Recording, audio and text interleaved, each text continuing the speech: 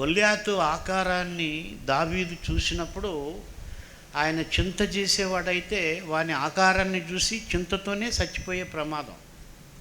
ఎందుకంటే ఆయన ఆజానుబాహుడు. అరే ఆయన అంత పెద్దగా ఉన్నాడే, నేను ఇంత చిన్నగా ఉన్నానే అని చింతించి ఉంటే ఆయన యుద్ధం చేసే అవకాశం లేదు, గెలిచే అవకాశం అంతకంటే లేదు. ఖచ్చితంగా ఓడిపోయే అవకాశాలు ఉండేవి. ఆయన చింతించలేదు. గొల్యాతు ఆకారాన్ని చూడడం లేదు, సర్వ సృష్టిని సృష్టించినటువంటి దేవుని శక్తిని, ఇశ్రాయేలు దేవుడైన యెహోవా శక్తిని ఆయన చూస్తున్నాడు.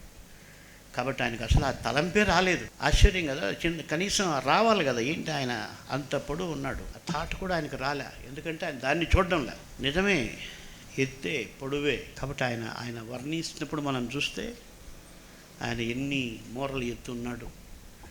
చేతిలో మరి ఉన్నటువంటి ఆ యొక్క ఈటె నేతగాని దోనె అని వర్ణించబడింది. అంటే నేతగాని దోనె దాదాపు ఈ సైజులో ఉంటుంది.